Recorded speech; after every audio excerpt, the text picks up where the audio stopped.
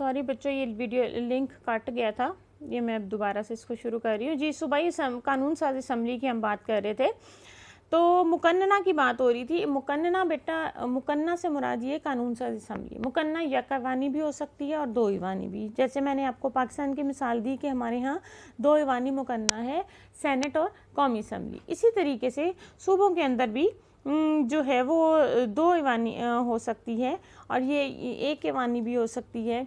अगर सूबाई जो है वो कानून साजी सूबों के अंदर भी तो होनी होती है।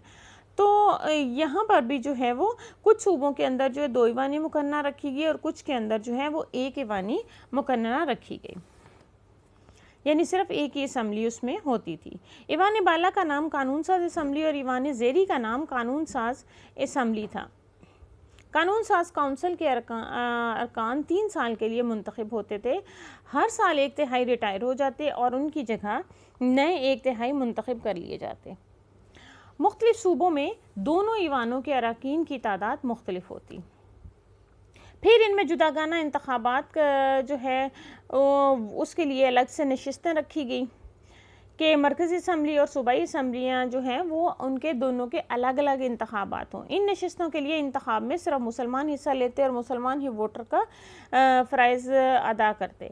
कांग्रेस के मुखालफत के बावजूद जुदागाना इंतखाबी तरीका जारी रखने का फ़ैसला किया गया, क्योंकि मुसलमानों की ये सबसे बड़ी डिमांड थी उस वक़्त कि उनको अलग से वोट डालने का हक़ दिया गया जाए और वो अपने मुसलमान नुमाइंदों को ही मुंतखब करें। हिंदू इसके ख़िलाफ़ थे, लेकिन फिर भी अंग्रेज़ों ने इस चीज़ को रखा, मुसलमानों की इस चीज़ को मुतालबे को एक्सेप्ट किया। 1935 के एक्ट में इसको जारी रखा। फिर सूबाई खुद मुख्तारी आ जाती है जी। सूबों को बड़ी हद तक खुद मुख्तारी दे दी, यानी सूबे अपनी मर्ज़ी से अपने काम कर सकते हैं। वो 2 अमली ख़त्म कर दी गई। 2 अमली यानी फेडरल लेवल पे भी और सूबे के लेवल पे जो काम होने होते हैं। तमाम महकमे मुकामी वज़रा की तहवील में दे दिए गए। सूबों का निज़ाम चलाने के लिए सूबाई इंतज़ामिया काफ़ी बाख्तियार थी। वज़रा की हैसियत में इजाफ़ा हुआ। कानून साज असम्बली को इंतज़ामिया यानी काबीना के अरकान से सवाल पूछने का इख्तियार दे दिया गया, यानी अब वो उनके सामने जवाब देते। पहले तो वो किसी के सामने जवाब दे नहीं थे और वो पार्लिमानी अंदाज में काबीना पर कंट्रोल करते थे।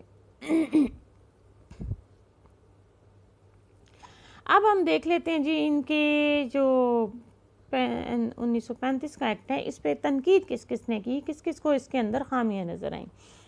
कायद आज़म ने इस एक्ट के हवाले से मायूसी का इजहार किया, क्योंकि अक़लियतों के तहफ़्फ़ुज़ के लिए जो आइनी बंदोबस्त करने के बजाय उन्होंने गवर्नर जनरल और गवर्नरों के रहम व करम पर छोड़ दिया था। तो कायद आज़म जो है वो इसके हक़ में नहीं थे। उन्होंने कहा ये तो बहुत गलत काम कर दिया। फिर गांधी, नेहरू और कांग्रेस के दीगर जितने रहनुमा थे उन्होंने भी इस एक्ट को नापसंद किया।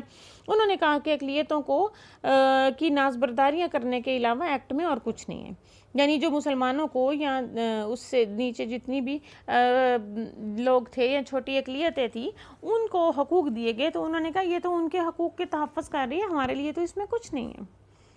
फिर पंडित नेहरू ने कहा कि ये एक्ट तो ग़ुलामी का एक चार्टर है, यानी हमें तो ये ग़ुलाम बनाने के लिए किया गया और कुछ नहीं है। मदन मोहन मालवीय ने का कहना था कि 1935 का एक्ट बज़ाहिर जमहूरी लेकिन अंदर से खोखला है, यानी ऊपर से लग रहा है कि ये इस जमहूरियत के लिए बनाया गया है लेकिन अंदर इसके कुछ नहीं है।